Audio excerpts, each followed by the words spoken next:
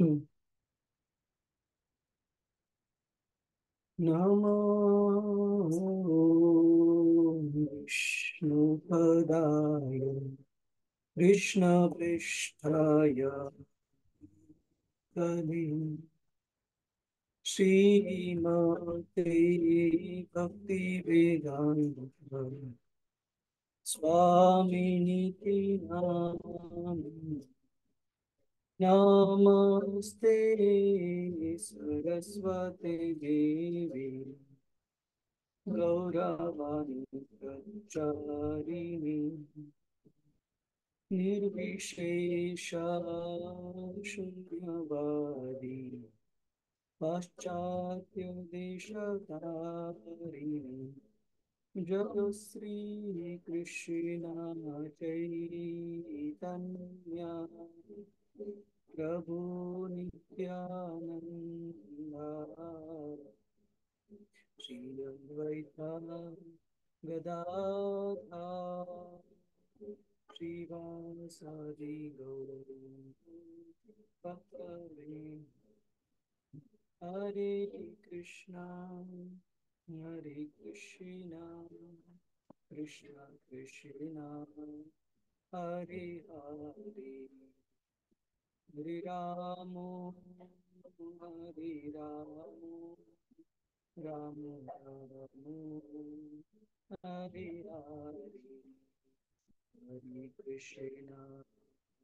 हरे कृष्णा कृष्णा कृष्णा हरे हरे हरे राम राम राम हरे हरे हरे कृष्णा कृष्ण कृष्ण हरे हरे हरे राम राम राम हरे हरे हरे कृष्णा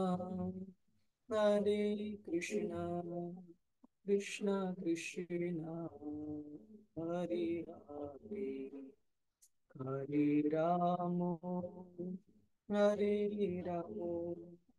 राम राम हरे हरे जयो राधा गोविंद राधा गोविंद श्री राधे जयो गौरानिताय जयो गौरानिताय जयो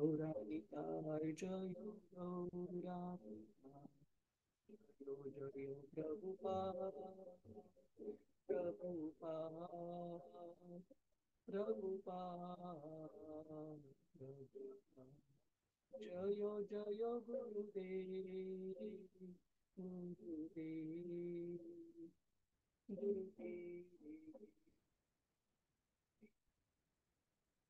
हरिनाम संकीर्तन की जय। श्रील प्रभुपाद की जय। गुरु महाराज की जय।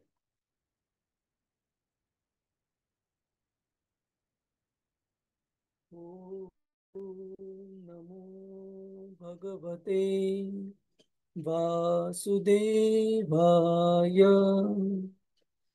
ओम नमो भगवते वासुदेवाय। ओम नमो भगवते वासुदेवाय।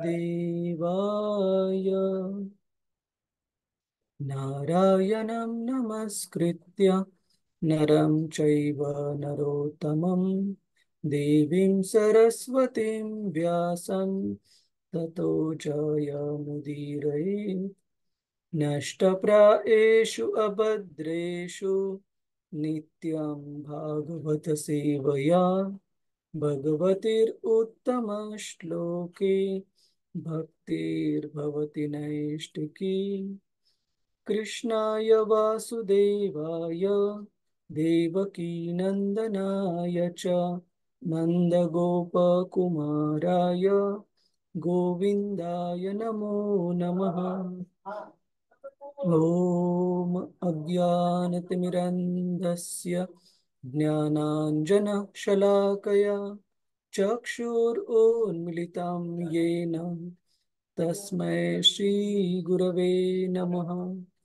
श्रीचैतन्यमनोभीष्टं स्थापितं येन भूतले स्वयं रूप कदा मह्यं ददाति स्वपदान्तिकम्। वन्देऽहं श्रीगुरो श्रीयुतापदकमलं श्रीगुरोन् वैष्णवांश्च श्रीरूपं सागरजाता सहगना रघुनाथान्वितं तं सजीवं साद्वैतं सावधूतं परिजनसहितं कृष्णचैतन्यदेवं श्रीराधा कृष्णपदा सहगना ललिता श्रीविशाखान्वितांश्च हे कृष्ण करुणा सिंधु दीनबंधु जगत्पते गोपेश गोपिका कांत श्रीराधा कांत नमोस्तुते तप्त कांचन गौरांगी श्रीराधे वृंदावनेश्वरी वृषभानुसुते देवी प्रणमामि हरिप्रिये वाञ्छाकल्पतरुभ्यश्च कृपा सिन्धुभ्य एव च पतितानां पावनेभ्यो वैष्णवेभ्यो नमो नमः। नमः ॐ विष्णुपदाय कृष्णपृष्ठाय भूतले श्रीमते भक्तिवेदान्त स्वामिन् इति नामिने नमस्ते सरस्वते देवे गौरवाणी प्रचारिणे निर्विशेष शून्यवादी पाश्चात्य देशतारिणे जय श्री कृष्ण चैतन्य प्रभु नित्यानंद श्री अद्वैत गदाधर श्रीवास आदि गौर भक्त वृंदा हरे कृष्णा कृष्णा कृष्णा हरे हरे हरे राम राम राम हरे हरे। हरे कृष्णा प्रभुजीज माताजीज आपल्या सगळ्यांचं स्वागत आहे आजच्या श्रीमद भागवत चर्चेमध्ये। आणि आजची चर्चा सुरू करताना आपण आपले विशेष आदर प्रणाम अर्पण करू इच्छितो की परमपूज्य गोपाल कृष्ण गोस्वामी महाराज जे की आंतरराष्ट्रीय कृष्ण भावनामृत संघाचे संस्थापकाचार्य एसी भक्तिवेदांत स्वामी श्रीला प्रभुपादजी यांच्या वरिष्ठ शिष्यांपैकी एक होते आणि आंतरराष्ट्रीय कृष्ण भावनामृत संघ इस्कॉन या संस्थेच्या सुरुवातीच्या काळापासून खूप सारी सेवा महाराजांनी ह्या संस्थेला अर्पण केलेली आहे। आणि आपले आत्ताचे सध्याचे पंतप्रधान श्री मोदीजी आणि अगोदरचे पण पंतप्रधान यांच्या अगोदर म्हणजे जवळपास 90 म्हणजे वाजपेयींच्या काळापासून वेगवेगळे पंतप्रधान किंवा नेते वेगवेगळ्या पक्षांचे पण त्यांना एक आध्यात्मिक गुरु म्हणून खूप छान ओळखतात। तर महाराजांचं वृद्धापकाळाने निधन झालेलं आहे आज सकाळी। आणि श्रील भक्तिविनोद ठाकूर जे की आपल्या गौडीय वैष्णव परंपरेमध्ये एक महान आचार्य होऊन गेलेले, त्यांनी खूप सुंदर वाक्य एक कविता लिहिलेली। त्या कवितेमधला एक खूप छानसा असा स्टांजाला मराठीतून कडवं एक कडवं आहे, त्याच्यामध्ये ते लिहितात की he tells lie he reasons ill who tells that Vaishnavas die when thou are still existing in your sound. Vaishnavas die to live and living spread the holy name around. म्हणजे त्यामध्ये ते लिहितात श्रील भक्तिविनोद ठाकूर की तो व्यक्ती खोटं सांगत आहे जो जो सांगतो की वैष्णवांचा मृत्यू होतो। का? कारण वैष्णव ज्यावेळेस त्यांचा या भौतिक जगातून जातात त्यावेळेस त्यांचं भगवंतांच्या प्रती समर्पण आणि सेवाभावाने निश्चित त्यांना आध्यात्मिक गती प्राप्त होते, आध्यात्मिक जगत प्राप्त होतं. आणि ज्या वेळेस ते भौतिक जगतामध्ये जगत असतात, त्यावेळेस पण त्यांच्या जगण्याचा हेतू केवळ आणि केवळ भगवंतांच्या हरिनामाचा प्रचार प्रसार असतो. त्याच्यामुळे असे महान भक्त गेल्यामुळे त्यांचं काही नुकसान नाही, कारण त्यांना महाराजांनी निश्चित त्यांच्या प्रभुपादांच्या प्रती केलेल्या सेवेमुळे आणि त्यांच्या समर्पणामुळे आध्यात्मिक जगत प्राप्त होईल. पण आपल्या सारख्या या भौतिक जगतामध्ये जे अजून अडकलेले आहेत, आपलं खूप मोठं नुकसान आहे, की अशा महान भक्तांचा संग आपल्यापासून हिरावल्या गेलेला आहे. तर आपण प्रार्थना करू महाराजांना, की आपण ह्या जगामध्ये जोपर्यंत आहोत, तोपर्यंत पण भक्ती मार्गाचं चांगल्यात चांगलं पालन करू, जेणेकरून या जीवनातही आणि शेवटी आणि नंतरही भगवंतांना नेहमीच आपण स्मरणात ठेवू. हरे कृष्ण. तर आपण आजच्या चर्चेला सुरुवात करूया.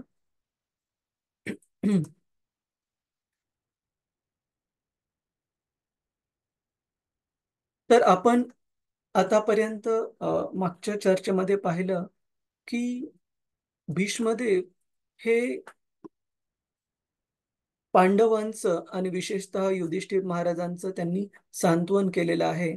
कारण युधिष्ठिर महाराज हे स्वतःला दोषी समजत आहेत.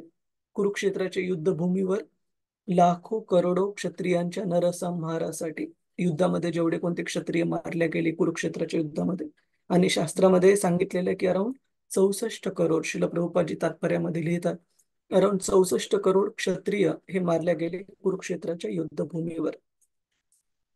तर युधिष्ठिर महाराजांची अशी असं गिल्टला अपराधीपणाची भावना होती युधिष्ठिर महाराजांना, की केवळ आणि केवळ माझ्या या जगाच्या सिंहासनाच्या हव्यासापोटी एवढ्या सर्व लोकांना त्यांचा जीव गमवावा लागला.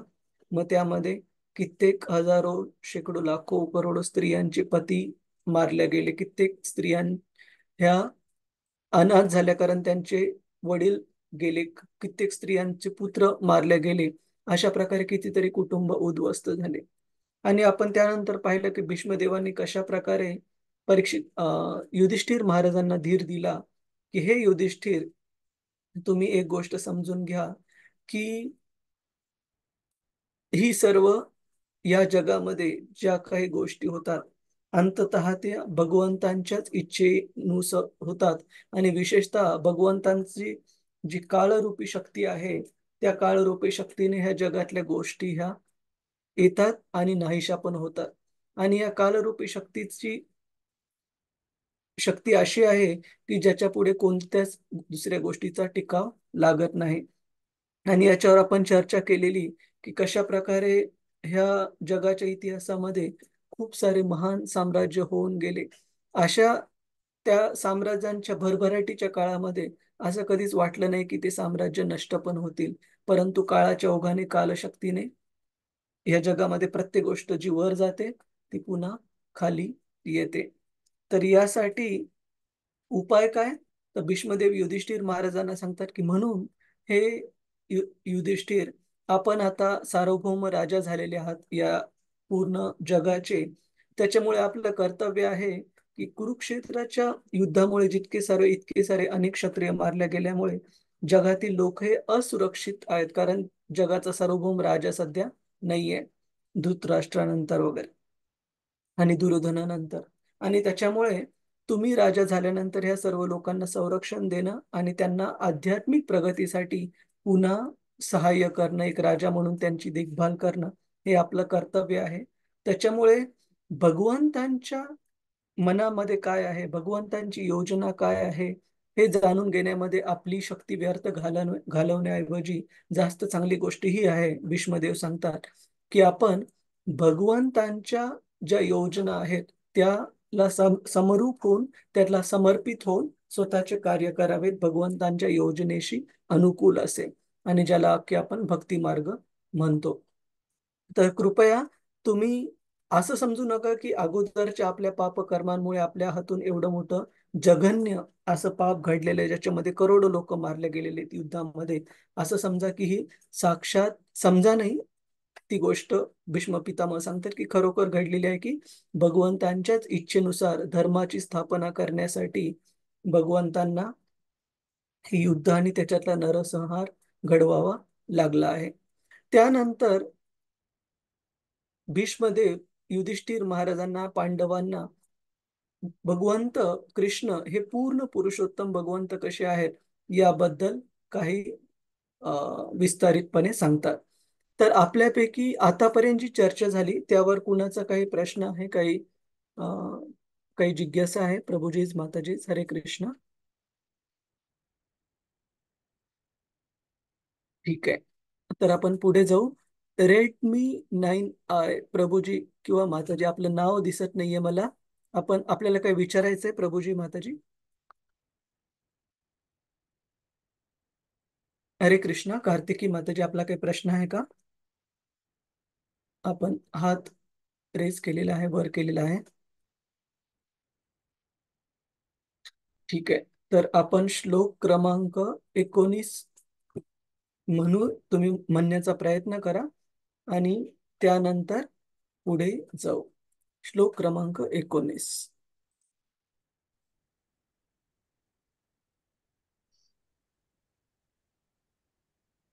अस्यानुभावं भगवान् अस्यानुभावं अस्यानुभावं भगवान् वे वेदगुह्यं तमं शिवः वेदगुह्यं गुह्यं तमं तं शिवः शिव देवर्षिर्नारद साक्षात् देवर्षीनारद साक्षात् भगवान् कपिलो नृपा. भगवान् भगवान् कपिलो नृपा.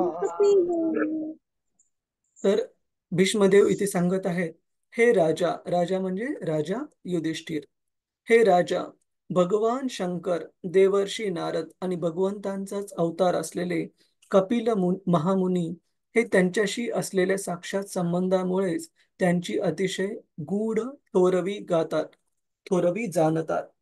तर आपण बघतो की भगवंतांना जाणण्याचा एक विशेष मार्ग शास्त्रांमध्ये कोणत्याही ठिकाणी जा तुम्ही, वेगवेगळ्या शास्त्रांमध्ये तो मार्ग सांगितलेला आहे. आणि तो मार्ग आहे भगवंतांना जाणण्यासाठी त्यांचे जे शुद्ध भक्त आहेत त्यांच्या करवी जाणणे. आणि शुद्ध भक्तांमध्येही विशेषतः जे 12 महाजन आहेत, ज्यांच्याबद्दल यमराजजी 6व्या स्कंदामध्ये श्रीमद भागवतामध्ये सांगतात.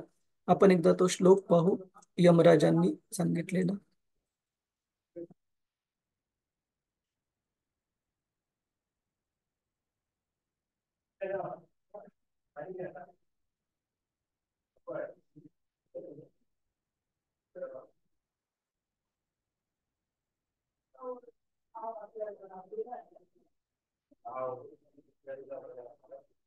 तर 6व्या स्कंदामध्ये यमराजजी यमदूतांना सांगतात 12 महाजनांची नावं. तर हा पण श्लोक तुम्ही कृपया म्हणण्याचा प्रयत्न करा. स्वयंभूर्नारद शंभू, स्वयंभूनारद स्वयंभूर्नारद शंभू शंभू, कुमार कपिलो मनुः, कुमारः कुमार कपिलो कपिलो मनुः. कपिलो मनुः, मनु प्रह्लादो जनको भीष्मो, प्रह्लादो प्रह्लादो जनको भीष्मो. भीष्मो बलिर्वय्यासखिर्वयम्, बलिर्वय्यासखिर्वयम्. बलिर्वय्यासखिर्वयम् वयम् द्वादशैते विजानीमो, द्वादशैते द्वादशैते द्वादशैर्विजानीमो विजानीमो धर्मं भागवतं भटः, धर्मं धर्मं भागवतं भागवतं भटः भटः. भटः, गुह्यं विशुद्धं दुर्बोधं, गुह्यं गुह्यं विशुद्धं विशुद्धं दुर्बोधम् यज्ञात्वा अमृतम् अश्नुते, यज्ञात्वा यज्ञात्वा अमृतम् अमृतम् अमृतम् अश्नुते अश्नुते. अश्नुते. तर इथे यमराज 12 महाजनांची नावं सांगत आहेत. कोण आहेत ते? स्वयंभू, स्वयंभू म्हणजे साक्षात ब्रह्मदेव. कारण ब्रह्मदेवांचा जन्म हा आई आणि वडील यांच्या एकत्र येण्याने नाही झालेला. ब्रह्मदेव हे स्वतः भगवंत, गर्भोदक्ष विष्णू यांच्या नाभीतून उगवलेल्या कमळातून स्थापित झालेले आहेत, म्हणून त्यांना स्वयंभू म्हटलेले आहे. ब्रह्मदेव, नारद, शंभू म्हणजे भगवान शंकर, कुमार म्हणजे चतुष्कुमार, कपिला, मनु, प्रल्हाद, जनक, जनक म्हणजे सीतेचे वडील जनक महाराज, भीष्म, भीष्मदेव हे यमराज सांगत आहे हा श्लोक, भीष्मदेव, बली, बली महाराज, वैयासखी, वैयासखी म्हणजे शुकदेव गोस्वामी, आणि वयम, वयम म्हणजे स्वतः यमराजजी. तर यमराज सांगतायत की हे 12 जे भक्त आहेत ते भगवंतांना जाणून घेण्यासाठी ऑथॉरिटी आहेत, त्यांच्या थ्रू, त्यांच्याकडून आपण भगवंतांना समजून घेतलं पाहिजे.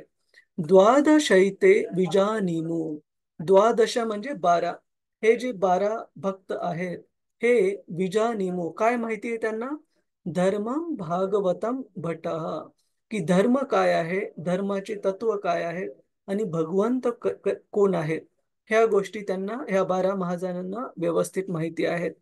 गुह्यम विशुद्धम दुर्बोधम, आणि अशा प्रकारे धर्माचं ज्ञान जे की गुह्य, गुह्यला आपण मराठीत काय म्हणतो, सिक्रेटला गुह्य हा शब्द माहिती सगळ्यांना, गुह्य जे धर्माचं रहस्य, रहस्य, हा रहस्य. हा, हे जे धर्माचं ज्ञानाचं जे रहस्य आहे, विशुद्ध सत्वाचं जे ज्ञान आहे, ते केवळ आणि केवळ असं अमृत असं ज्ञान आपल्याला ह्या 12 महाजनांच्या थ्रू जर भगवंतांना जाणून घेण्याचा प्रयत्न केला तरच आपण भगवंतांना व्यवस्थित समजू शकतो.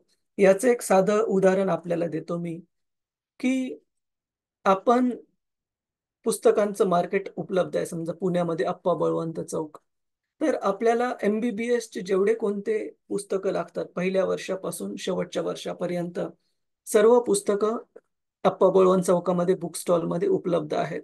आणि ते पुस्तकं घेण्यासाठी आपल्याला कोणत्या रिकमेंडेशनची गरज नाहीये की तुम्ही युनिव्हर्सिटीकडून रिकमेंडेशन आणा तरच तुम्हाला पुस्तक विकत घेता येईल. परंतु हे सगळे पुस्तकं उपलब्ध असताना मी म्हणू शकतो का की मी बाजारात जाईल, पुस्तकं आणेन, अभ्यास करेन आणि घरी बसले डॉक्टर होईल? प्रभूजीच माताजीच, विलाज करून घ्याल का आपण असे डॉक्टरकडे? नाही प्रभूजी. नाही नाही नाही. नाही. आणि काय काय करावं लागेल आपल्याला, म्हणजे जर कुणाला क्वालिफाईड पात्र डॉक्टर व्हायचे तर काय करावं लागेल? शिक्षण घ्यावं लागेल. शिक्षण घ्यावं लागेल. हा, म्हणजे युनिव्हर्सिटी जी की ऑथोराइज्ड जे प्रमाणित असं कॉलेज आहे, युनिव्हर्सिटी आहे, तिथे आपल्याला ऍडमिशन घ्यावं लागेल MBBS कोर्ससाठी. आणि त्या कोर्समध्ये जी लेखी परीक्षा आहे त्या लेखी परीक्षा पास केल्यानंतर आपल्याला प्रॅक्टिस पण करावं लागेल. कुणाच्या खाली प्रॅक्टिस करावं लागेल? अशा एक्सपर्ट डॉक्टरांच्या हाताखाली ज्यांनी की ते विज्ञान शिकलं आहे आणि ते आपल्या आचरणात पण आणत आहेत सर्जरीचं विज्ञान, त्यांच्या हाताखाली प्रॅक्टिस करावं लागेल. आणि तो 4.5-5 वर्षांचा कोर्स झाल्यानंतर 1 ते 1.5 वर्ष आपल्याला अप्रेंटिसशिप करावं लागेल, म्हणजे प्रात्यक्षिक दररोज त्यांच्या हाताखाली आपल्याला प्रात्यक्षिक करून मग आपण हळूहळू सर्जरी म्हणा, बाकीचे उपचार म्हणा ते शिकू डॉक्टर म्हणून, आणि मग क्वालिफाईड पात्र होऊ डॉक्टरकीचा व्यवसाय करण्यासाठी. त्याच प्रकारे भगवंतांना जर पण जाणून घ्यायचं आपल्याला तर केवळ पुस्तकी ज्ञानाने किंवा केवळ वैदिक ग्रंथांच्या ज्ञानाने भगवंतांना आपण जाणू शकत नाही. का? कारण शास्त्रामध्ये बऱ्याचशे जे संस्कृत श्लोक असू द्या किंवा बरेचसे जे ज्याला आपण म्हणजे भगवंतांबद्दलची जे वर्णन आहे, बऱ्याच वर्णनाचा चुकीचा अर्थ लावला जाऊ शकतो जर आपण आपल्या सीमित बुद्धीच्या माध्यमातून भगवंतांना जाणून घ्यायचा प्रयत्न केला तर. त्याच्यामुळे भगवंतांना जाणून घ्यायचं असेल तर हे 12 ऑथॉरिटीला आपण मराठीमध्ये काय म्हणतो? अधिकृत प्रभूजी. अधिकृत. हा, अधिकृत. हे भगवंतांना जाणून घेण्यासाठी 12 जे अधिकृत शुद्ध भक्त भगवंतांचे आहेत त्यांची यादी दिलेली आहे श्रीमद भागवतामध्ये. तर याच अधिकृत भक्तांपैकी काही भक्तांचा रेफरन्स इथे भीष्म पितामह देत आहेत युधिष्ठिर महाराजांना. आणि तसं पाहायला गेलं तर भीष्म पितामह यांचं नाव पण या अधिकृत 12 महाजनांमध्ये इथे पाहायला मिळतं. तर असे भीष्म पितामह जे की स्वतः एक अधिकृत शुद्ध भक्त आहेत भगवंतांचे, भगवंतांना ज्यांच्या थ्रू आपण भगवंतांना जाणून घेऊ शकतो, ते वेगवेगळ्या शुद्ध भक्तांचा इथे रेफरन्स देत आहेत युधिष्ठिर महाराजांना. कोणत्या भक्तांचं देत आहे? भगवान शंकर. तर भगवान या शब्दाने तुम्ही कन्फ्यूज होऊ नका. शास्त्रामध्ये काही ठिकाणी भगवान हा शब्द भगवंतांच्या महान भक्तांना पण संबोधित करण्यासाठी वापरण्यात आलेला आहे. जसं काही ठिकाणी भगवंतांचे महान भक्त जसे शुकदेव गोस्वामी किंवा भगवंतांचे दुसरे महान भक्त नारद मुनी यांना पण संबोधित करण्यासाठी काही काही ठिकाणी भगवान हा शब्द वापरलेला आहे. पण तो भगवंतांच्या त्या भक्तांचं गुणगान करण्यासाठी, त्यांच्या भक्तीच्या स्तराचं गुणगान करण्यासाठी त्याचा उपयोग आहे. परंतु खरे भगवान म्हणजे पूर्ण पुरुषोत्तम भगवान जे साही ऐश्वर्यांनी पूर्ण आहेत, strength, wealth, beauty, fame, knowledge, renunciation, तर या 6 ऐश्वर्याने जे परिपूर्ण आहेत असे पूर्ण पुरुषोत्तम भगवान कृष्ण आहेत. आणि त्याचा आपण श्लोक पण पाहिला 3ऱ्या अध्यायामध्ये, एते च अंश कला पुंसा, की कृष्ण हे सर्व अवतारांचे स्रोत आहेत आणि कृष्णापासून निघणारे बाकीचे सर्व जे अवतार आहेत ते भगवंतांचे अंश असं सांगितलं गेलेलं आहे. तर भीष्म पितामह इथे सांगत आहेत की कशा प्रकारे भगवंतांना शुद्ध पूर्ण पुरुषोत्तम भगवान हे स्थापित करण्यासाठी भीष्म पितामह वेगवेगळे प्रमाण देत आहेत.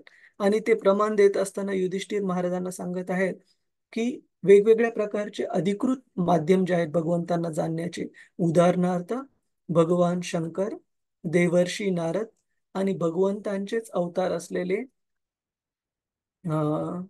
कर्दम मुनी आणि देवाहुती यांचे पुत्र कपिल मुनी, हे हे तीनही वेगवेगळे जे व्यक्ती आहेत त्यांच्याशी म्हणजे भगवंतांशी, हे त्यांच्याशी असलेल्या साक्षात संबंधांमुळेच त्यांची अतिशय गूढ थोरवी गातात. तर असं सांगितलं जातं, मागच्या वेळेस एका माताजींनी पण प्रश्न विचारलेला की शास्त्रात सांगितलेली एखादी गोष्ट आहे ती खरी किंवा खोटी कसं आपण ओळखणार? कारण वेगवेगळे देवी देवतांचे जर तुम्ही पुराण वगैरे उघडून पाहिले तर टोटली कन्फ्यूज होऊन जाऊ, गोंधळून जाऊ आपण. कारण प्रत्येक पुराणामध्ये वेगवेगळ्या प्रकारचे देवी देवता हे सर्व उच्च सांगितलेले आहेत. कसं ओळखायचं मग आपण की भागवतात सांगितलेलं जे आहे तेच प्रमाण आहे, ते खरं आहे, कसं ओळखायचं? आपण मागच्या वेळेस चर्चा केलेली गुरु, साधू आणि शास्त्र, ह्या ट्रायपॉड म्हणजे ह्या 3 गोष्टी एकमेकांना जुळायला पाहिजे. की शास्त्रात जे सांगितलंय ते वेगवेगळ्या प्रकारचे जे अधिकृत ऑथॉरिटीज, अधिकृत जे भक्त आचार्य होऊन गेलेले आहेत त्यांच्या टीका टिप्पणीमध्ये ती गोष्ट मॅच होत आहे का, संलग्न आहे का? आणि वेगवेगळ्या आचार्यांची जी टीका टिप्पणी आहे ती गुरु शिष्य परंपरेमध्ये येणारे जे गुरु आहेत त्यांच्या शिकवणीशी जुळत आहे का? या 3 गोष्टींशी एकमेकांशी जुळवणी केल्यानंतरच आपण कन्क्लुजनला येऊ शकतो की त्यांनी सांगितलेलं जे कन्क्लुजन आहे ते एकदम बरोबर आहे. तर ह्या 3 महान भक्तांचं भीष्मदेव हे प्रमाण देत आहेत की कारण हे भगवंतांबद्दल ह्यांनी पण सांगितलेलं आहे की कृष्ण हे पूर्ण पुरुषोत्तम भगवंत आहेत. म्हणून तुम्ही हे ओळखून घ्या. तुम्ही कृपया कृष्णांना आपला मामे भाऊ, आपल्या कुटुंबातला एक सदस्य असं समजू नका किंवा वृष्णी कुळामधला एक सदस्य हे समजून खूप मोठी चूक कराल. त्याच्यामुळे तुम्ही कृष्णाला आपल्या नातेसंबंधात समजू नका. कृष्ण हे पूर्ण पुरुषोत्तम भगवान आहेत हे समजून घ्या. आणि ते तात्पर्यामध्ये पण श्रील प्रभुपादजी या 12 महाजनांबद्दल सांगत आहेत. थोडासा भाग आपण इथे वाचू. ज्या प्रकारे भगवंतांच्या विस्तारित रूपांपासून त्यांची इतर असंख्य रूपे प्रकट झालेली आहेत, त्याप्रमाणे आपापल्या भावानुसार सेवेतून आदान प्रदान करणारे त्यांचे शुद्ध भक्तही असंख्य आहेत. सामान्यतः भगवंतांचे 12 थोर भक्त आहेत, त्यांना महाजन असे म्हणतात. ब्रह्म, नारद, शिव, कुमार, कपिल, मनु, प्रल्हाद, जनक, भीष्मदेव, शुकदेव गोस्वामी, बळी महाराज आणि यमराज अशी त्यांची नावे आहेत. भीष्मदेव जरी त्यांच्यापैकी एक होते तरी त्यांनी या ठिकाणी केवळ 3 महाजनांचाच उल्लेख केलेला आहे. ते भगवंतांची थोरवी पूर्णपणे जाणून होते. तर अशा प्रकारे इतर महाजनांचं इथे प्रमाण देत आहेत भीष्मदेव, हे स्थापित करण्यासाठी की कृष्ण हे कसे पूर्ण पुरुषोत्तम साक्षात भगवान आहेत.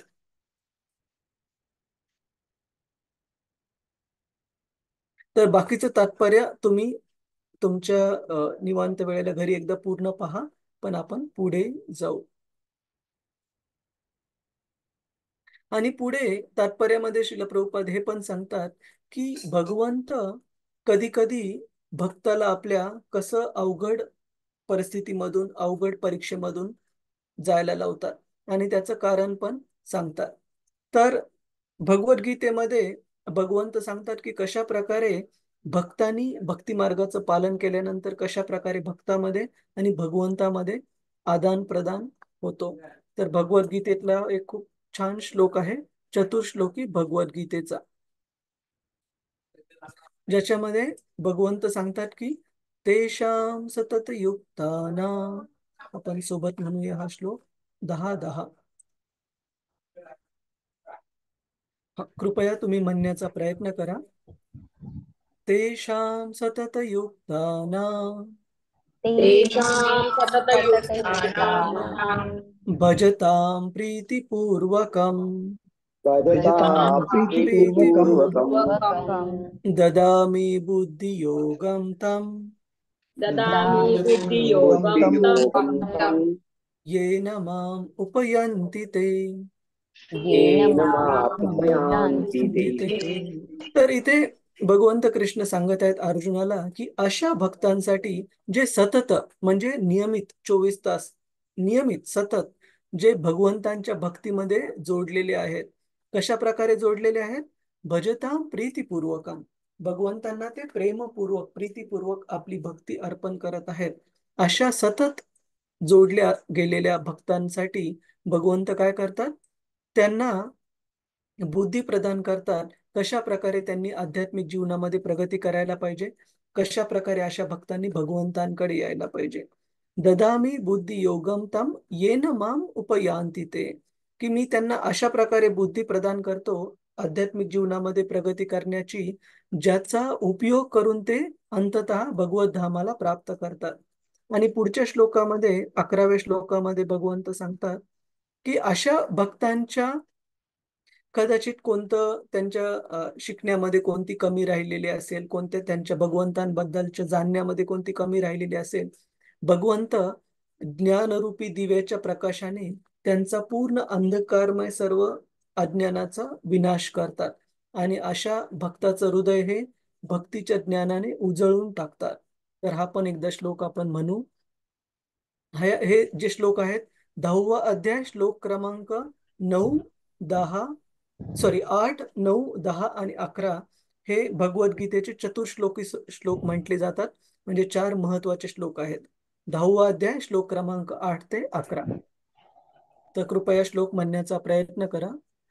तेषाम एवानुकंपार्थम तेषामेवानुकम्पार्थ अहम अज्ञानजं तमः महमज्ञानजं तमः नाशयामि आत्मभावस्थो नाशयामि आत्मभावस्थो ज्ञानदीपेन भास्वता. ज्ञानदीपेन भास्वता.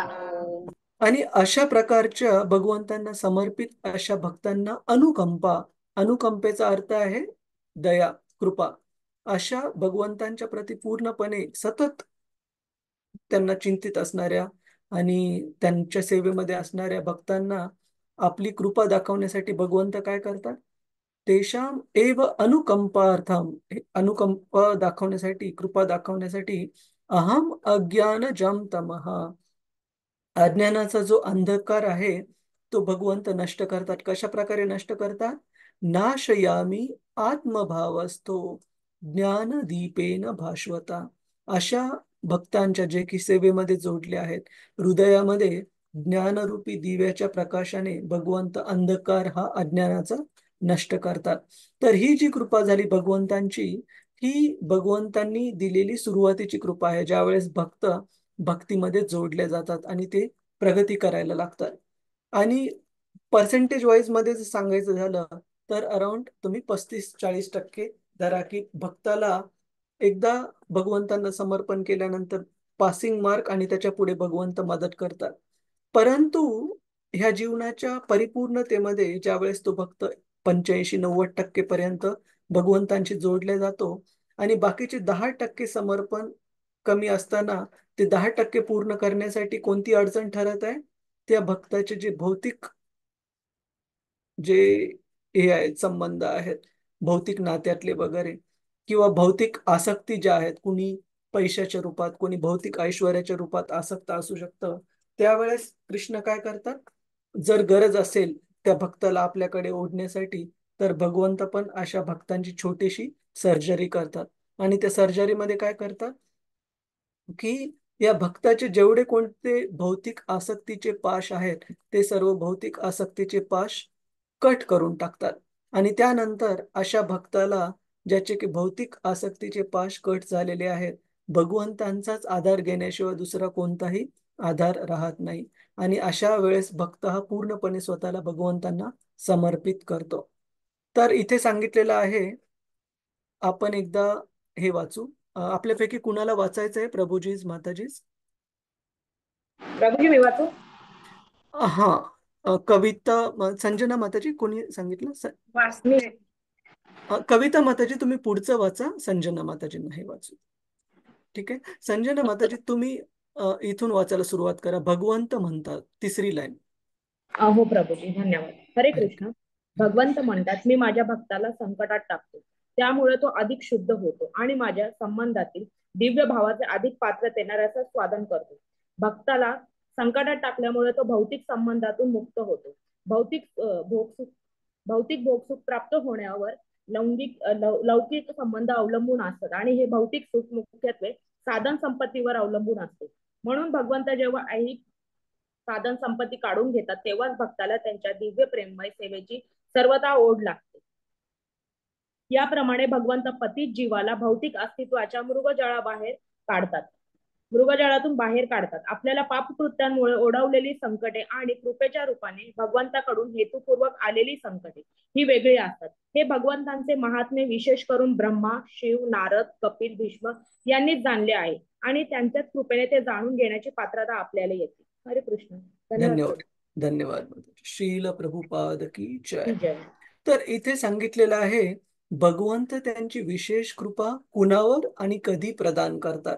तर ती विशेष कृपा ऐकून थोडीशी भीती वाटू शकते आपल्याला. ती विशेष कृपा अशी आहे की ज्या वेळेस एखाद्या भक्ताचे जर भौतिक आसक्ती म्हणा, भौतिक ऐश्वर्याप्रती किंवा त्या भौतिक ऐश्वर्यामुळे भौतिक जे स्नेह संबंध आहे ते एवढे दृढ आणि आसक्ती एवढी दृढ झालेली आहे की ती आसक्ती त्या भगवंतांच्या भक्ताला हे जगतामधून विरक्त होऊन आध्यात्मिक जगतामध्ये शाश्वत जीवन प्राप्त करण्यापासून रोखत आहे. त्यावेळेस भगवंत काय करतात की त्या भक्ताचे भौतिक जे दृढ झालेले संबंध आहेत ते कट करण्यासाठी जे भौतिक ऐश्वर्य आहे ते कधी कधी काही काळाकरिता रोखून धरतात. आणि इथे भागवतात सांगितलेलं आहे की अशा वेळेस भगवंतांचा आश्रय घेण्याशिवाय त्या भक्ताला दुसरा आश्रय राहत नाही आणि तो पूर्णपणे भगवंतांचा शुद्ध भक्त बनतो. त्याची भौतिक पूर्ण हृदय शुद्धीकरण होऊन भगवत कृपा त्याला प्राप्त होते. तर ही विशेष कृपा, मग तुम्ही म्हणाल की आपल्याला पण घाबरायला पाहिजे का? आपण जर सुरुवातीला कोणत्याही कोणत्या भगवंतांच्या कृपेने भौतिक गोष्टी आपल्याला प्राप्त झालेल्या आहेत, त्यांचा उपयोग जर भगवंतांच्या सेवेमध्ये केला, तर भगवंतांना सर्जरी करायची गरज नाहीये प्रभूजीज, माताजी. परंतु जर आपण त्या भौतिक गोष्टीला आसक्त होऊन भोग आणि ऐश्वर यामध्ये जर आसक्त होत राहिलो, तर भगवद्गीता सांगते 2ऱ्या अध्यायामध्ये, भोग ऐश्वर्य प्रसक्तानां तया अपरुत चेतसा व्यवसायात्मिका बुद्धी समाधव न विधीयते. की जो व्यक्ती भोग आणि ऐश्वर्य या 2 गोष्टींना आसक्त झालेला आहे, त्याला भगवंतांच्या प्रती जे प्रामाणिकपणे गंभीरपणे भक्तीमध्ये जी ओढ आहे ती प्राप्त करणं फार अवघड आहे. का? कारण त्या व्यक्तीला भोग आणि ऐश्वर्यांची एवढी आसक्ती झालेली आहे की तो फिलिंगली म्हणजे तेवढ्या काय म्हणता येईल, तीव्रतेने भगवंतांचं नाव घेऊ शकत नाही. एक छोटं उदाहरण देतो आपल्याला, की लहान मूल आहे आणि लहान मुलाला त्याने आत्ताच खाल्लं पिल्लं आहे व्यवस्थित आणि खेळायला सोडलेलं आहे. ते लहान मूल आईला बोलवायचं असेल तर कदाचित हळू आवाजात बोलवेल किंवा थोडंसं रडेल, धडपड करेल, पण आई एवढं लक्ष देणार नाही. परंतु ते मूल असू द्या 2-3 तास झालेले काही खाल्लेलं नाहीये, तहान लागलेली किंवा भूक लागलेली आहे आणि आईला त्याला बोलवावंच लागणार आहे, कारण त्याने तहानेने किंवा भुकेने व्याकुळ झालेलं आहे. तर तुम्हाला काय वाटतं, की 2 मुलांच्या आईला बोलवण्यामध्ये फरक राहील? प्रभुजीज, माताजीज? हो, नक्कीच राहील. नक्कीच राहील. काय रडेल. काय फरक राहील माताजी? रडण्यामध्ये काय फरक राहील पहिल्या मुलामध्ये आणि दुसऱ्यामध्ये? पहिला मुलगा शांततेने बोलवेल आणि आईने लक्ष नाही दिलं तरी थोडा वेळ तसाच राहील. शांत पण राहील. ज्याला भूक लागलीये तो खूप जोराने रडेल. तिचं लक्ष वेधून घेईल आपल्याकडे. हा, पूर्ण व्याकुळतेने रडेल, सगळं घर डोक्यावर घेईल जोपर्यंत आई त्याला घेणार नाही. त्याचप्रमाणे जो भक्त, जो की भगवंतांशी पूर्ण समर्पित आहे, भगवंतांच्या शिवाय दुसरा कोणताही आश्रय नाहीये, असा भगवंतांवर पूर्णपणे आश्रित जे भक्त आहे, शुद्ध भक्त आहे, त्यांना भगवंत एकही क्षण न दवडता लगेच त्यांच्यासाठी उपलब्ध असतात. आणि असे भक्त पण भगवंतांच्या सेवेत नेहमी जोडलेले जाऊन या जन्माच्या शेवटी भगवत धामाला प्राप्त करतात. परंतु ज्या वेळेस एखादा मनुष्य भौतिक आसक्तीमध्ये, उपभोगामध्ये गुंतलेला असतो, त्याची अवस्था त्या दुसऱ्या मुलासारखी आहे, ज्याचं की आत्ताच खाणं पिणं झालेलं आहे. त्याला कुंती महाराणी सांगतात, की गंभीरतेने भगवंतांचं नामस्मरण करणं खूप अवघड जातं. फिलिंगली, की त्या बाळाला तुम्ही किती सांगा, की बाबा तो पूर्ण जोर लावून आईला बोलव, तो नाही बोलू शकणार. का? कारण पोट अजून भरलेलं आहे. पोट अजून रिकामा नाहीये. तर ज्या बाळाला पोट रिकामा आहे, तो जेवढ्या तीव्रतेने आईला बोलू शकेल, तेवढ्या तीव्रतेने दुसरं बाळ आईला बोलू शकणार नाही. तर शास्त्रामध्ये ही गोष्ट सांगितली, की त्यामुळे आपण जर भौतिक उपभोगामध्ये जर अडकलेलो असेल, भौतिक आसक्तीमध्ये जर अडकलेलो असतो, तर भगवंतांचं तीव्रतेने, प्रामाणिकपणे आणि गंभीरपणे नामस्मरण करणं खूप अवघड आहे. प्रभूजी, माताजी, आपल्यापैकी कुणाला काही याच्यावर हे आहे, काही प्रश्न आहे किंवा काही ऑब्जेक्शनला आपण मराठीमध्ये काय म्हणतो? आक्षेप. कुणाचा काही आक्षेप किंवा काही आक्षेप. प्रश्न, आक्षेप आहे, काही प्रश्न आहे, की आता जो जो मुद्दा सांगितला आपण? हरे कृष्ण. नाही प्रभूजी. हरे कृष्ण प्रभूजी. म्हणजे त्याच्यात ती आर्तता ना, म्हणजे तो जो हा. आपण म्हणतो की भक्त हा आर्ततेने भगवंतांना बोलत असतो. हो.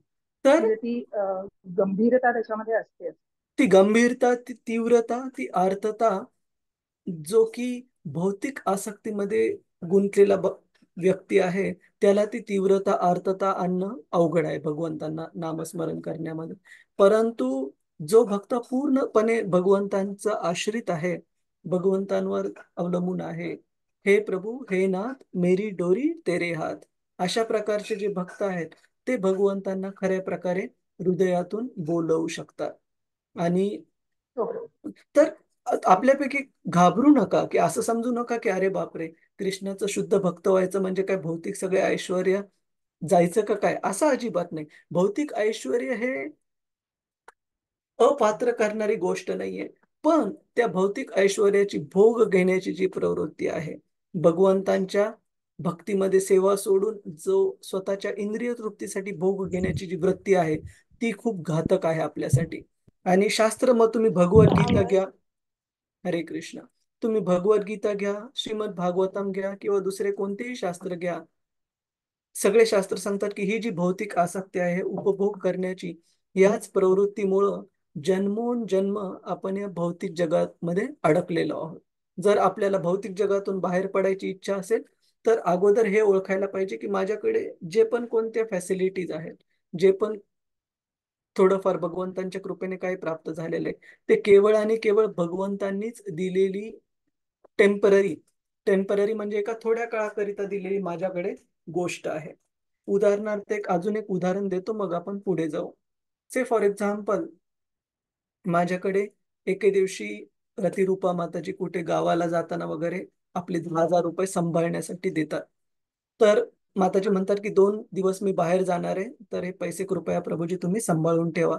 तर मी ते 2 दिवस अशा हावभावामध्ये नाही राहू शकत की बघा आता माझ्याकडे 10,000 रुपये आहेत किंवा मी 10,000 रुपयाचा मालक आहे. का? कारण मला माहितीये ते पैसे काही काळाकरिता माझ्याकडे दिलेले आहेत माताजींनी, आणि त्या परत आल्यानंतर ते परत करणं आवश्यक आहे, ते माझे नाही आहेत. त्याच प्रकारे शास्त्र सांगतं, ईशोपनिषद सांगतं की आपल्या भौतिक जगतामध्ये जगण्यासाठी ज्या कोणत्या आवश्यक गोष्टी आहेत, अन्न, वस्त्र, निवारा असो किंवा बाकीच्या आपल्या कोणत्याही गरजा असो, प्रत्येक जीवाच्या ठराविक कोटा, ठराविक ठरलेला कोटा हा भगवंतांनी प्रत्येक जीवासाठी दिलेला आहे.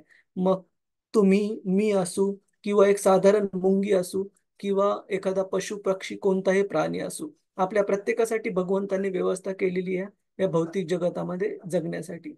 परंतु ज्या वेळेस आपण तो ठरवून दिलेला जो भाग आहे भगवंतांनी, तो ठेवून घ्यायचा प्रयत्न करतोच, पण त्याच्यानंतर दुसऱ्याच्या भागावर पण आपण अतिक्रमण करण्याचा, ती पण गोष्ट हव्यासापायी घेण्याचा प्रयत्न करतो, त्यावेळेस खरे प्रॉब्लेम्स उद्भवतात. त्याच्यामुळे जर आपण, आपली कमाई किती असू द्या, अंततः आपण काय खाऊ शकणार आहेत? 4 पोळ्या आणि भाजी शिवाय आपण जास्त घेऊ शकणार नाही. आज जर आपण 4 पोळ्या घेत असू, भाजी घेत असू आपल्या दुपारच्या जेवणामध्ये, जर उद्या बिलिनियर झालो तर त्या 4 पोळ्यांच्या 40 पोळ्या होतील का प्रभूजीच माताजीच? आपली ग्रहण करण्याची क्षमता तेवढीच राहणार आहे, 2 असू 4 असू, ज्या कोणत्या पोळ्या आपण घेण्याची क्षमता असू.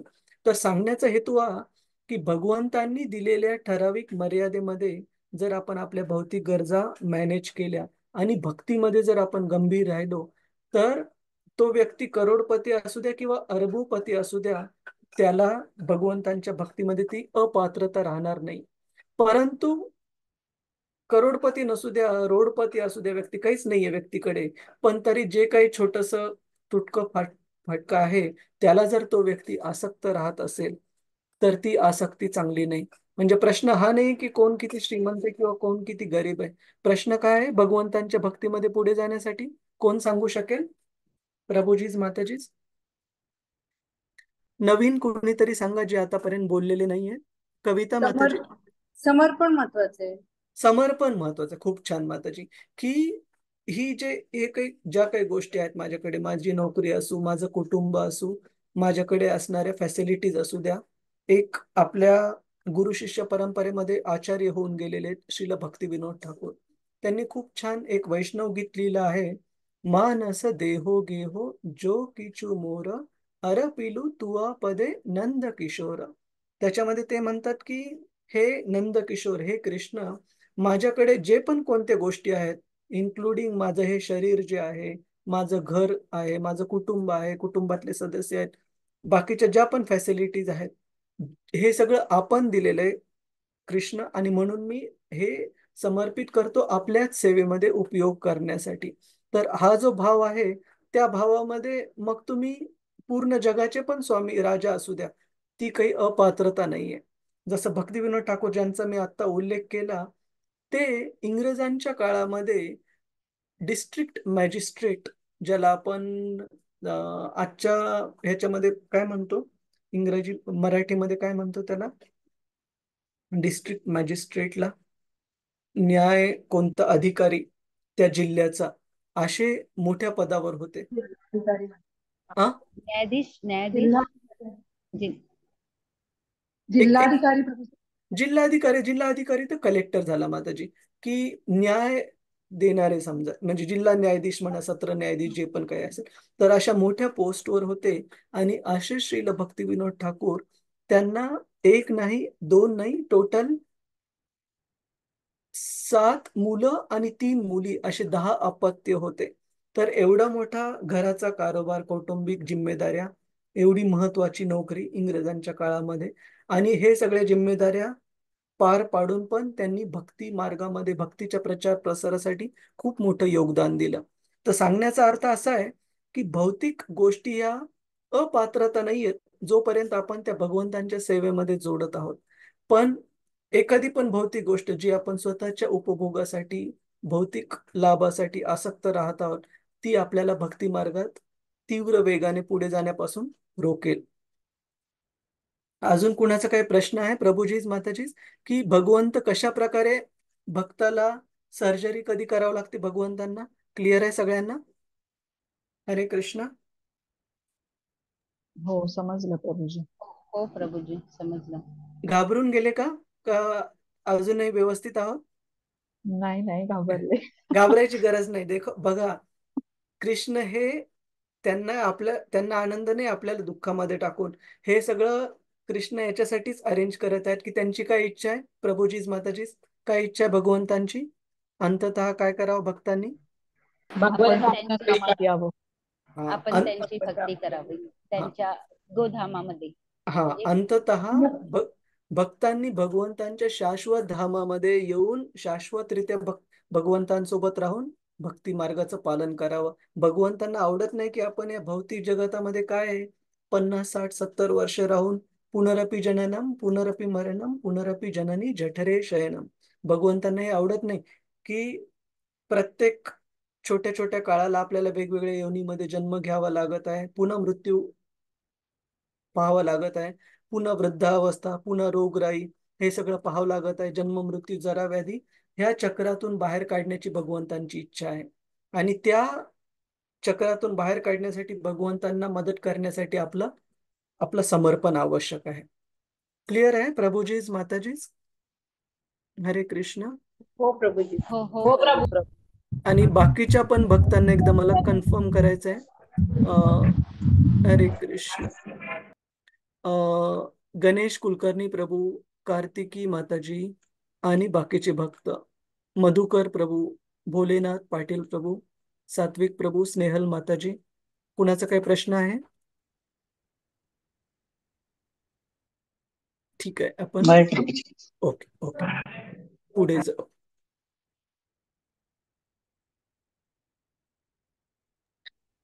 श्लोक क्रमांक 20. यम मन्यसे मातुलेयम मन्यसे मातुलेयम् प्रियं मित्रं सुहृत्तमम् प्रियं मित्रं अकरो सचिवं दूतं शिवं दूतं सौहृदादथ सारथिम्. सौहृदादथ सारथिम्. हे राजा, ज्यांना केवळ हरे कृष्ण. हे राजा, ज्यांना केवळ अज्ञानामुळे तू आपला मामे भाऊ, प्रिय मित्र, श्रेष्ठ हितचिंतक मानलेस आणि नंतर मंत्री, दूत आणि स्नेहभावामुळे सारथी बनविलेस, ते हे साक्षात पूर्ण पुरुषोत्तम भगवान आहेत. हरे कृष्णा. रतिरूपा माताजी, थोडंसं लक्ष ठेवा माताजी प्लीज. हो हो प्रभू.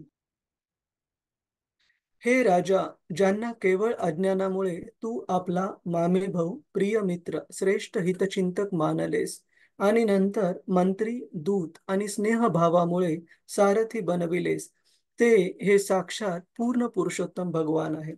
तर भीष्म पितामह युधिष्ठिर महाराज आणि पांडवांना सांगत आहेत की तुम्ही ही चूक करू नका. कृष्णांना आपल्या कुटुंब सदस्यांपैकी एक समजण्यासाठी, ते तुमच्या कुटुंबातले जरी एक बनून तुमच्या सोबत इतके दिवस राहत असले तरीही ते पूर्ण पुरुषोत्तम भगवंत आहेत. आणि आपल्या भक्तांच्या प्रति प्रेमपाशापोटी भगवंतांनी वेगवेगळ्या निम्न जे स्तरावरच्या ज्या सेवा आहेत त्या स्वीकारल्या, जसे की अर्जुनाचा पार्थसारथी म्हणून सेवा स्वीकारली, किंवा युधिष्ठिर महाराजांचे शांतीदूत म्हणून कौरवांकडे गेले. तर हे भगवंत हे पूर्ण पुरुषोत्तम भगवान आहेत. हे युधिष्ठिर महाराजांना आणि पांडवांना भीष्म इथे सांगत आहे. सर्व पूर्ण असल्याने ते प्रत्येकाच्या अंतःकरणात उपस्थित आहेत. ते सर्वांसाठी सारखेच दयाळू आहेत. ते विषमतेतून होणाऱ्या खोट्या अहंकाराच्या अतीत आहेत, म्हणून त्यांच्या कोणत्याही कार्यांमध्ये भौतिक आसक्ती नसते. ते समदर्शी आहेत. हा खूप महत्वाचा मुद्दा आहे. कधी कधी लोकांचा असा गैरसमज असतो की भगवंत हे पक्षपाती आहेत का? पक्षपाती म्हणजे आपल्या भक्तांना मदत करणार आणि जे आसुर आहेत त्यांना त्यांना न आवडतं म्हणजे त्यांचा तिरस्कार करणं असे आहेत का भगवंत? तर असं बिलकुल नाहीये. भगवंत, जसं आपण आता काही वेळापूर्वी चर्चा केलेली, की त्यांचा अंततः हेतू आहे. मग एखादा असुर असू की त्यांचा भक्त असू, भगवंतांचा हेतू आहे अंततः हा जीव माझा अंश आहे. म्हणजे जसं एका वडिलांना 4 मुलं असतील आणि त्याच्यापैकी 3 खूप हुशार असतील, परंतु एक जर गाढव, खोडकर वगैरे असेल, तर असं नाही की त्या वडिलांना किंवा आईला ते खोडकर लेकरू आवडणार नाही. अंततः आईसाठी, वडिलांसाठी 4ही लेकरं हे तेवढेच प्रेमाने आई-वडील वागवतील. परंतु कधी-कधी त्या खोडकर मुलाला योग्य मार्गावर आणण्यासाठी आई-वडिलांना त्याला थोडीशी शिक्षा देणं, थोडीशी एखाद्या वेळेस गालात देणं, एखाद्या वेळेस चिमटा देणं, एखाद्या वेळेस कान धरणं आवश्यक आहे. का? कारण आज जर त्या मुलाला योग्य मार्गावर आणलं नाही, तर उद्या चालून त्याच्याच जीवनामध्ये त्या मुलाला प्रॉब्लेम येईल, स्वतःचं जीवन व्यवस्थित जगण्यासाठी कायद्याप्रमाणे.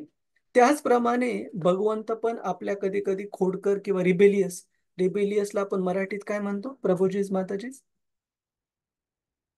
रिबेल करणारे भगवंतांच्या प्रती रिबेलियस. भगवंतांच्या प्रती रिबेल हा मत्सर का नाही? मत्सर कलम. मत्सर नाही माताजी. एक मिनिट आपण याच्यात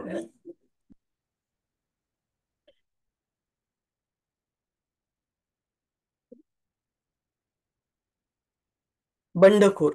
जे बंडखोर असे लेकरं आहेत जे की भगवंतांचा, वडिलांचा आश्रय सोडून स्वतःच्या इंद्रिय तृप्तीमध्ये या जगामध्ये रममान झालेले आहेत, त्या अशा व्यक्तींना, अशा जीवांना भगवंतांना कधी कधी शिक्षा थोडीफार द्यावी लागते. परंतु शास्त्र आपल्याला सांगतात की भगवंतांनी दिलेली शिक्षा आणि भगवंतांनी दाखवलेली कृपा, ह्या दोन्ही गोष्टी ह्या मदतीच्याच आहेत जीवाच्या. ज्या प्रकारे आई वडिलांनी चांगल्या लेकराचा केलेला लाड किंवा बंडखोर, खोडकर अशा मुलाला कधी दिलेली शिक्षा, या दोन्हीही त्या मुलाच्या कल्याणासाठीच बनलेल्या असतात. त्याच प्रकारे भगवंतांचा पण या दोन्हीही कृपाच आहेत. भगवंतांनी भक्तांना दिलेली कृपा आणि जे बंडखोर जीव आहेत त्यांना दिलेली थोडीफार शिक्षा. आणि अशा प्रकारे भगवंतांना समदर्शी म्हटलेलं आहे.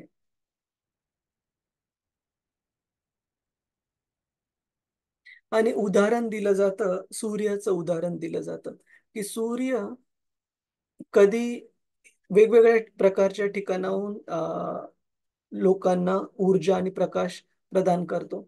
मग गुन्हेगार असो एखादा व्यक्ती, चुकीचं काम केलेला व्यक्ती असो, सूर्य म्हणत नाही की या व्यक्तीला उजेड किंवा सूर्यकिरणांचं जे उष्णता आहे, जे न्यूट्रिशन आहे ते मिळणार नाही म्हणून. मात्र एखादा व्यक्ती जर ऊन घेण्यासाठी, सूर्याचा प्रकाश घेण्यासाठी तयारच नसेल, गुहेमध्ये जर लपून राहिला असेल, तर त्याला, सूर्याला आपण दोष देऊ शकत नाही. त्याच प्रकारे भगवंतांची जी कृपा आहे, मग एखादा आसुरिक व्यक्ती असो किंवा भगवंतांचा भक्त असो, दोघांसाठी उपलब्ध आहे. ठीक आहे. आणि त्या आसुरिक व्यक्तीला कधी कधी भगवंतांना थोडंफार शिक्षा द्यावी लागेल, पण अंततः भगवंतांचा हेतू असतो त्यांना शाश्वत आध्यात्मिक जगतामध्ये आणणे. आसुरी आणि बंडखोरी प्रभूजी मग एकाच एक लेवलवर असतो की? एकच याच्यात की बंडखोरी म्हणजे काय? बंडखोरी म्हणजे असा जीव जो या भौतिक जगतामध्ये आल्यानंतर त्याला स्वतःच्याच धुंदीमध्ये, म्हणजे स्वतःच्या भौतिक उपभोगामध्ये एवढा मग्न झालाय की त्याला भगवंतांशी काही घेणं देणं नाहीये आणि त्याला भगवत धामात जाण्याशी काही घेणं देणं नाहीये. या भौतिक जगातल्या भौतिक उपभोगामध्ये आसक्त राहिल्यामुळे पुन्हा पुन्हा त्याचं जन्म मृत्यू जरा व्याधीचं चक्र चालू राहत आहे. असा प्रत्येक जीव हा भगवंतांच्या प्रती बंडखोरीच करत आहे. ठीक आहे माताजी. पण मग ते मत्सर नाहीये, म्हणजे हा, भगवंतांप्रती मत्सर नाही. मत्सर मत्सर मत्सर नाहीये भगवंतांना. मत्सरच आहे. कशामुळे सांगतो तुम्हाला? कारण या भौतिक जगातली अशी एक तरी गोष्ट सांगा मला जी आपल्याला भगवंतांनी दिलेली नाहीये. कोणती गोष्ट सांगा? आहे का अशी एखादी गोष्ट? नाहीये. कुठलीच जर नाही, सगळ्यात भगवंत. हा सगळं जर भगवंतांनी दिलेलं आहे, समजा मी जसं उदाहरण दिलं, जर रतिरूपा माताजींचे माझ्याकडे जर 10,000 रुपये असतील, मी म्हणू शकत नाही की त्याच्यातले 10 रुपये मी स्वतः घेईल आणि स्वतः खर्च करेल. जर मी ती गोष्ट केली तर तो चोरी झाली, ती चुकीची गोष्ट झाली. तर आपल्याकडे दिलेली प्रत्येक गोष्ट जर भगवंतांनी दिलेली आहे, तर त्या गोष्टीचा उपयोग आपण कशासाठी करायला पाहिजे? तत्वानुसार कशासाठी करायला पाहिजे? भगवंतांसाठीच केलं भगवंतांसाठी. भगवंतांसाठी भगवंतांच्या भगवंतांसाठी सेवेसाठी करायला पाहिजे. आणि जर ते आपण करत नसोल तर लिटरली आपण काय करत आहोत की एखाद्या व्यक्तीचे आपल्याकडे 10,000 रुपये आहेत आणि त्याचा विचार करत आहे की तो व्यक्ती तर आता 8 दिवसांनी येणार आहे, 8 वर्षांनी येणार आहे, त्या 10,000 मधले 100 काटले तरी त्याला काही कळणार नाही. तर अशा प्रकारे भगवंतांनी दिलेल्या ज्या फॅसिलिटीज आहेत त्या जर आपण स्वतःच्या उपभोगासाठी वापरत आहोत, भगवद्गीता सांगते की असा व्यक्ती एक चोर आहे. तुम्हाला तो श्लोक पण दाखवतो मी.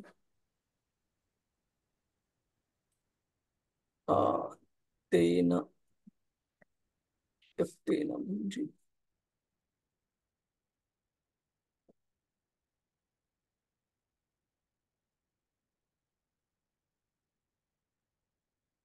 नाही, नाही हा नाही.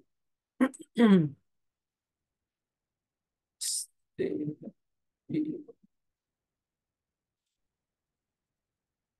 3:12.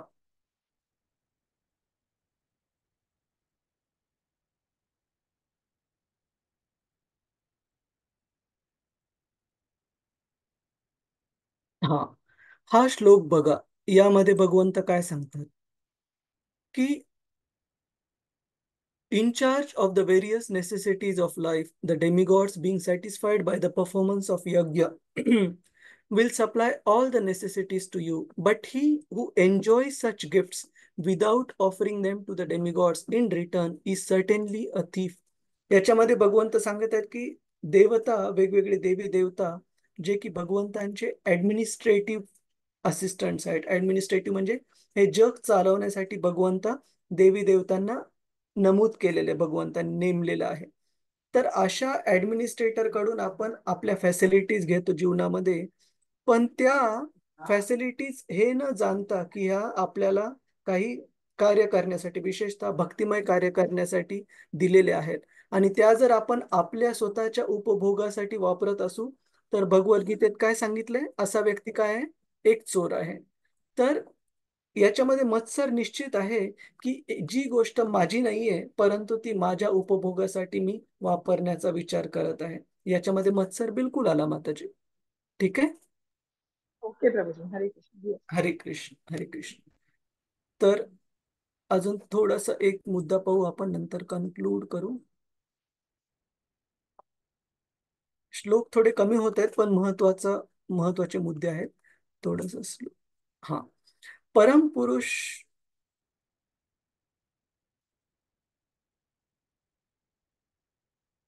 सॉरी, आपण आता हा श्लोक म्हटला का माताजी?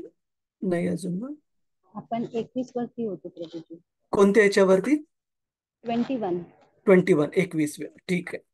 हा, तर आपण पाहत होतो की भगवंत हे परिपूर्ण असल्यामुळे की त्यांचे जे प्रेमळ भक्त असू किंवा बंडखोर जीव असू, या दोघांच्या प्रती ते समदर्शी आहेत. म्हणजे कधी कान जरी त्यांनी धरला कोणत्या बंडखोर जीवाचा, तरी ते कान धरणं, ती शिक्षा ही त्या जीवाच्या भल्यासाठीच आहे. भगवंतांच्या आदान प्रदानामध्ये कोणीही त्यांना परक किंवा दूरचं नाहीये, कोणीही जवळचं नाहीये. परंतु आपल्या भक्तांच्या प्रती विशेष प्रकारे काळजी घेतात ते, की हे भक्त लवकरात लवकर शाश्वत जगतामध्ये परतावेत आणि भक्ती त्यांनी मार्ग चालू ठेवावा यासाठी विशेष रीतीने प्रयत्न करतात. परंतु जे आसुरिक, जे मत्सर करणारे, जे बंडखोर जीव आहेत, त्यांना पण कधी भगवंत टाकून देत नाहीत. त्यांना पण लक्ष देतात. अन्न वस्त्र निवारा हा आसुरिक प्रवृत्तीच्या लोकांसाठी पण भगवंत नक्की अरेंज करतात, त्यांना वाऱ्यावर नाही सोडत. कुणाचा काही प्रश्न काही आहे, टीका टिप्पणी प्रभूजीच माताजीच या मुद्द्यावर? हरे कृष्ण. हरे कृष्ण प्रभूजी. हा हा माताजी. प्रभूजी, मला एक प्रश्न होता की हम्म. जे देवी देवता आहेत दुसरे भगवंतांना सोडून, तर त्यांच्यामध्ये श्री लक्ष्मी ज्या भगवंतांच्या अर्धांगिनी आहेत त्या सुद्धा सामील होतात का? कारण की ते पण धनसंपत्तीसाठी आपण त्यांना पूजतो, त्यामुळे मग ते पण सामील आहेत का त्यात? सी लक्ष्मीजी, महालक्ष्मी ह्या भगवंतांच्या नित्य अर्धांगिनी आहेत वैकुंठ जगतामध्ये. ठीक आहे. तर हो. त्या मग त्यांची उपासना ही देवी देवतांच्या उपासनेमध्ये मोडते का?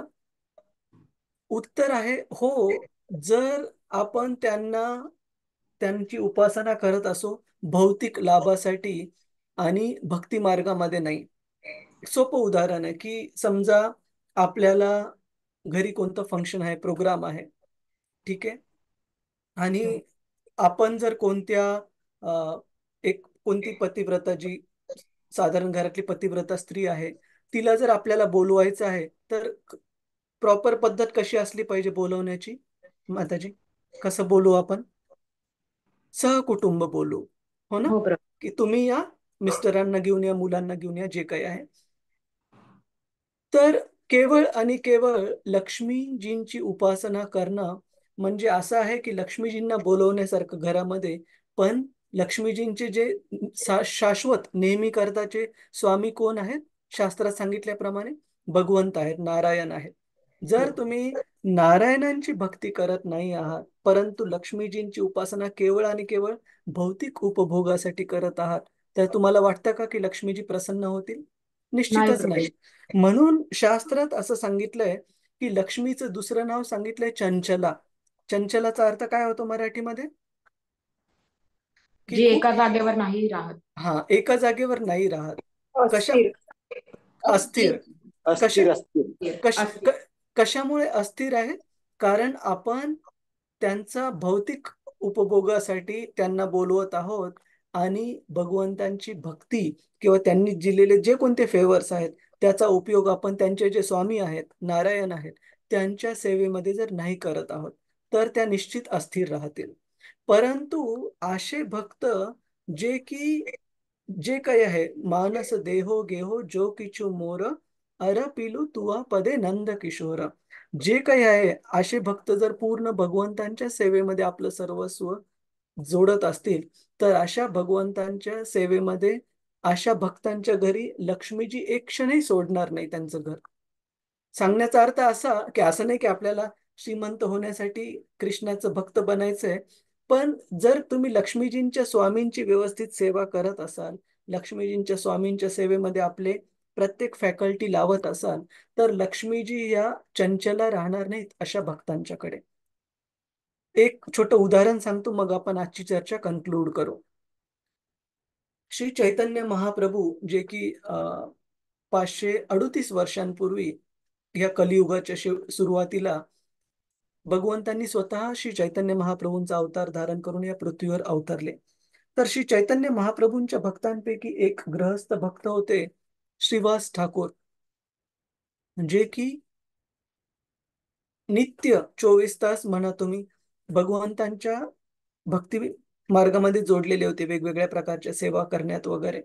आणि त्यांचं गृहस्थी पण मोठं होतं, असं नाही की साधारण जीवन. आणि त्यांच्या घरात पण नोकर चाकर, घर वगैरे मोठं व्यवस्थित, बायको पण छान भक्ती करणारी, असं छान घर होतं. तर चैतन्य महाप्रभूंनी त्यांना विचारलं, आणि तुम्ही डायरेक्ट कॉपी करू नका त्यांना, पण ही गोष्ट समजून घ्या की एका भक्तासाठी बेसिक गरजांसाठी त्याला विचार करण्याची गरज नाही. भगवंतांच्या दयेने भगवंत सगळी काळजी घेतील, वाऱ्यावर सोडणार नाहीत भक्ताला. तर त्यांना एकदा चैतन्य महाप्रभूंनी विचारलं श्रीवास ठाकूर यांना, की हे श्रीवास, तुम्ही दिवस रात्र तर माझ्यासोबतच आणि भक्तांसोबतच कीर्तन वगैरे करण्यामध्ये आणि भक्तीच्या कार्यामध्ये भाग घेताना मला दिसतं, मग तुमचं घर चालतं कसं काय? हा चैतन्य महाप्रभूंचा सोपा प्रश्न होता श्रीवास ठाकूर यांच्यासाठी, की तुमचं घर चालण्यासाठी, गृहस्थीसाठी पैसा अडका तर आवश्यक आहे. तर श्रीवास ठाकूर त्यांच्या नम्रतेने म्हणाले चैतन्य महाप्रभूंना, की हे महाप्रभू, कृष्ण, पूर्ण पुरुषोत्तम भगवंत कृष्ण हे सर्वांचंच घर चालवतात, केवळ माझंच नाही. परंतु काही वेळेला भौतिकवादी व्यक्ती किंवा भक्ती मार्गात पण घेतल्यानंतर पूर्ण समर्पण नसताना आपण विचार करतो की मी कमवत आहे म्हणून घर चालत आहे. हे खूप चुकीचा समज आहे प्रभूजीच, माताजीच. अंततः घर चालवणार आहे पूर्ण पुरुषोत्तम भगवंत आहेत. तुम्हाला एक छोटं उदाहरण सांगतो की मी लहानपणी आजोळी वगैरे कधी जायचो, छोटं गाव होतं. तिथे मी पाहायचो की बैलगाडी जाताना त्या बैलगाडीच्या खालून बैलगाडीच्या सावलीमध्ये कुत्रं पण चालतं. तर तुम्ही कधी पाहिलं आहे ही गोष्ट? कुणी जर ग्रामीण भागात पाहिलं असेल? त्याचं कारण हे की त्या बैलगाडीच्या सावलीच्या खाली जे कुत्रं चालतं बैलगाडीच्या सोबत, तर त्या कुत्र्याला असं वाटतं की मी चालत आहे म्हणून बैलगाडी पण व्यवस्थित चालत आहे. पण तो त्याचा मोठा गैरसमज असतो की बैलगाडीचा सावलीचा आश्रय ते घेत आहे, पण ते कुत्रं जरी थांबलं तरी गाडी चालायची थांबणार नाही.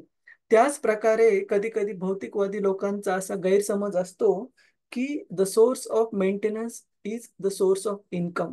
The source of income is the source of maintenance. त्यांना वाटतं की मी स्वतः मेहनत करून हे कमवत आहे म्हणून ही गोष्ट घर चालत आहे. असं बिलकुल नाहीये.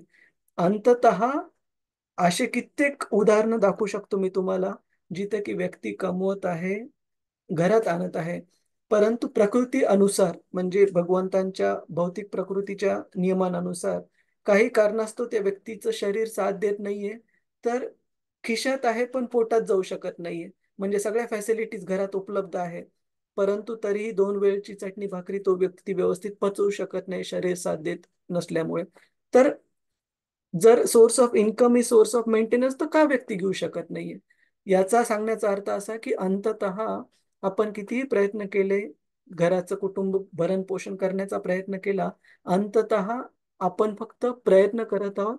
भगवंतांचीच कृपा आहे जी की घर किंवा सगळ्या कुटुंबातल्या सदस्यांचं भरण पोषण करत आहे.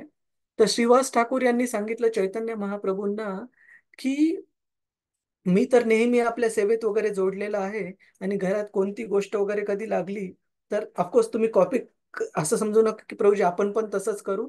ते खूप महान भक्त होते, भगवंतांचे तेवढे समर्पित होते की ते म्हटले 1, 2, 3 आणि जी गोष्ट आवश्यक आहे घर चालवण्यासाठी, काही किराणा असू काही असू, ती गोष्ट भगवंतांच्या कृपेने येते. तर चैतन्य महाप्रभूंनी एक गोष्ट श्रीवास ठाकूर यांना खूप छान सांगितली, जी आपल्यासाठी इन्स्ट्रक्टिव्ह आहे. चैतन्य महाप्रभू म्हणाले की हे श्रीवास, तुम्ही ही गोष्ट ओळखा की वैकुंठातल्या साक्षात लक्ष्मीजी, ज्या की नारायणांच्या अर्धांगिनी आहेत, त्यांना जरी वेगवेगळ्या ठिकाणी भिक्षा मागायची वेळ आली, तरी एक गोष्ट जाणून घ्या की तुम्हाला तुमच्या घरामध्ये कोणती गोष्ट कधी कमी पडणार नाही, तुमच्या भक्तीच्या जोरावर. तर सांगण्याचा अर्थ असा, सॉरी कोणता मुद्दा सांगत होतो प्रभूजीज माताजीज आपण? की लक्ष्मीबद्दल. हा, लक्ष्मीबद्दल. की भगवंतांची जर व्यवस्थित सेवा करत असू प्रभूजी माताजी, तर असं नाही की आपल्याला काही करोडपती व्हायचं, अब्जोपती व्हायचंय, परंतु भगवंत आपल्या ज्या बेसिक ज्या मूलभूत गरजा आहेत त्याच्यामध्ये कधीच भक्ताला लॅकिंग ठेवणार नाहीत, कधीच भक्ताला भटकंती करायला लावणार नाहीत. एवढी गोष्ट तुम्ही निश्चित समजून घ्या आणि निश्चिंत राहा. तुम्ही भक्ती व्यवस्थित करा, भगवंत भौतिक ज्या जिम्मेदारी आहेत त्यांची काळजी घेतील. तुम्ही एकदा विश्वास तर ठेवून बघा भगवंतांवर. विश्वास ठेवण्याचा अर्थ असा नाही की आपण कामधंदे सोडून देणे आपले, पण आपले जे डे टू डे व्यवसाय आहे, नोकरी आहे, जे कोणतं आहे, त्याच्यात व्यवस्थित मन लावून काम करणे आणि त्यासोबत भक्ती मार्गाचं पण व्यवस्थित पालन करणं आणि मग कृष्णाला गोष्टी मॅनेज करू द्या. आणि बघा एकदा की आपल्या मॅनेजमेंटपेक्षा कृष्णाची मॅनेजमेंट ही किती 100 पटीने अधिक चांगली आहे. ठीक आहे प्रभूजीज माताजीज, हरे कृष्णा. हो प्रभूजी, एकदम खरं आहे प्रभूजी. ठीक आहे. तर तर ऑब्विसली हा हा विश्वास येण्यासाठी थोडं भक्तीमध्ये समर्पण आवश्यक आहे. पण मी पुन्हा सांगत आहे, भक्तीमध्ये समर्पणचा अर्थ असा घेऊ नका तुम्ही की आपण कामधंदे सोडून देऊ, असं भगवंत कधीच म्हटलेले नाहीत भगवद्गीतेमध्ये. आपण आपला प्रयत्न करणं आवश्यक आहे, पण याच्यासाठी प्रयत्न करणं आवश्यक आहे भगवंतांना आपले प्रयत्न दाखवण्यासाठी, भगवंतांच्या प्रसन्नतेसाठी. आणि त्या भगवंतांच्या प्रसन्नतेने भगवंत ज्या प्रकारे घरदार आपलं मॅनेज करायचंय ते निश्चित काळजी घेतील. त्यासाठी भगवंतांच्या भक्तांना खूप विचार करण्याची गरज नाहीये.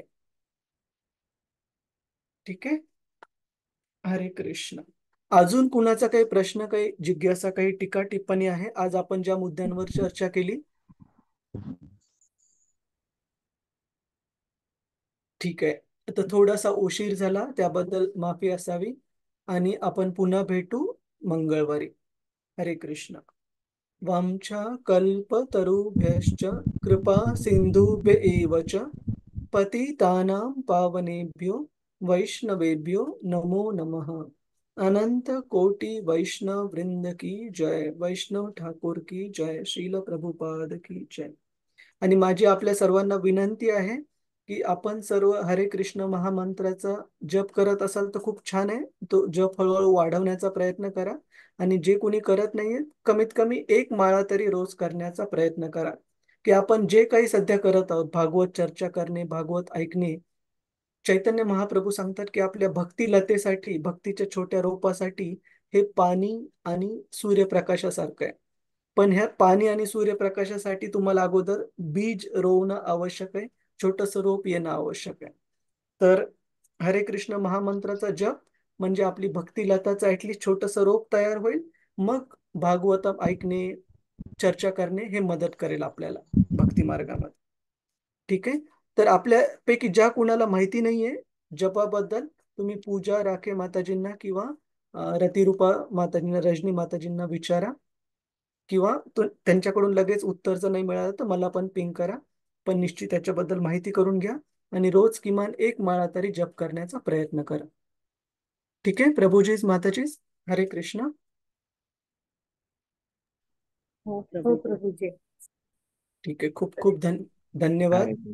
वाञ्छा कल्पतरुभ्यश्च कृपा सिन्धुभ्य एव च पतितानां पावनेभ्यो वैष्णवेभ्यो नमो नमः. अनंत कोटि वैष्णव वृंद की जय। वैष्णव ठाकुर की जय। श्रील प्रभुपाद की जय।